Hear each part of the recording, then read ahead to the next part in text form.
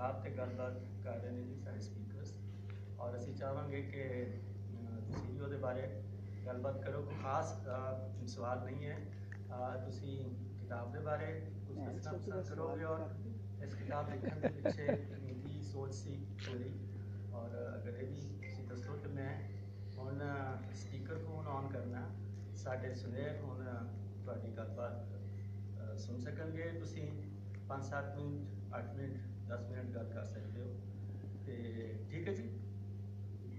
हाँ, जे कोई सवाल भी होया तो असी वो भी पेश कर देंगे। तो मैं हम स्पीकर को ऑन करना तो हाँ जी तुसी हम गलबात कर सकते हो जी।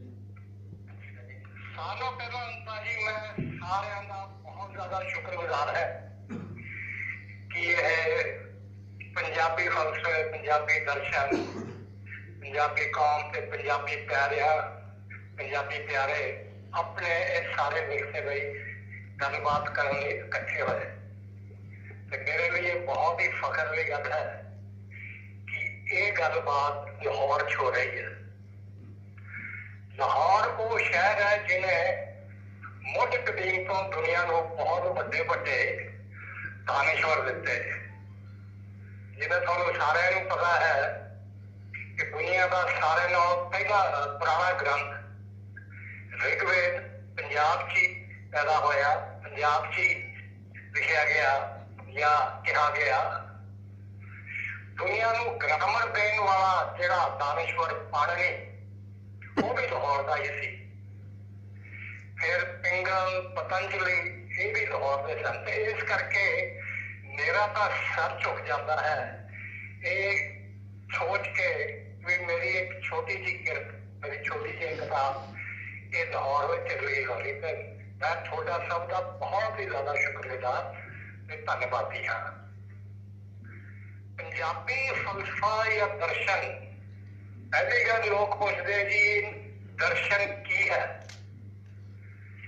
दर्शन का सीधा जरा एक मानी है वो है देखना, दृष्टि। क्योंकि इंसान जब जमदा है पहली चीज वो जरा दृष्टि होंगे वो देखता ही है कि ये दुनिया हैगी है, ये दुनिया दे विच की शैयां हैगियां, ते फिर वो सुनदा या उसदे बारे सोचदा है। ते इस करके मुढ़ कदीम तो इसनूं दर्शन किया गया है। तो मैं इस बारे बहुत सालों तो सोच रहा, क्योंकि मैं फलसफे का स्टूडेंट रहा ते पढ़ाउंदा भी रहा है। कभी साडे पंजाबी दर्शन वाले एक भी किताब नहीं है। इसकी वजह की है? दूसरी गल कि साडा जिहड़ा कोई भी अदारा है वो साडे अपने दर्शन, साडे अपने फलसफे तो सेध नहीं लैंदा।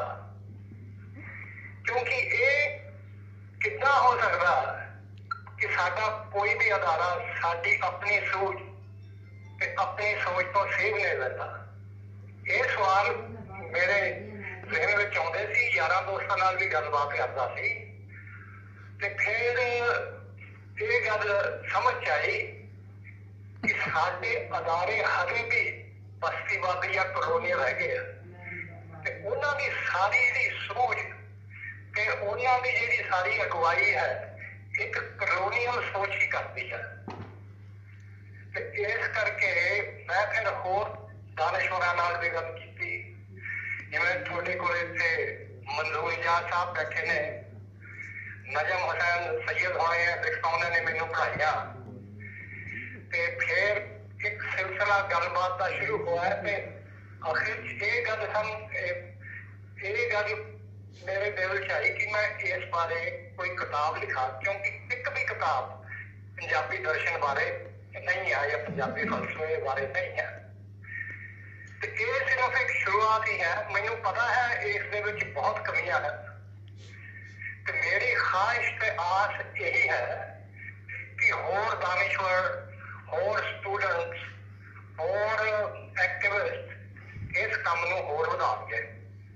तो बस मैं अपनी गल थोड़ी जी मुख्तर करके मुकाउणा ਤੇ ਆਸ ਕਰਦਾ ਹੈ ਕਿ ਇਸ ਛੋਟੀ ਜਿਹੀ ਕਿਰਤ ਨਾਲ ਸਾਡੇ ਦਾਨੇਸ਼ਵਰਾਂ ਵਿੱਚ ਯਾਰ ਦੋਸਤ ਸੂਝਵਾਨ ਇਸ ਕੰਮ ਨੂੰ ਹੋਰ ਅੱਗੇ ਵਧਾਉਣਗੇ, ਕਿਉਂਕਿ ਪੰਜਾਬ ਸਾਹਮਣੇ ਹੋਏ ਦੀ ਗੱਲ ਹੋਵੇ ਉਹਦਾ ਆਪਣਾ ਇੱਕ ਦਰਸ਼ਨ ਜਾਂ ਆਪਣਾ ਇੱਕ ਫਲਸਫਾ ਬਹੁਤ ਜ਼ਰੂਰੀ ਹੁੰਦਾ ਹੈ। ਤੇ ਮੈਂ ਬਹੁਤ ਬਹੁਤ ਸ਼ੁਕਰਗੁਜ਼ਾਰ ਤੇ ਬਹੁਤ ਬਹੁਤ ਧੰਨਵਾਦੀ ਹਾਂ।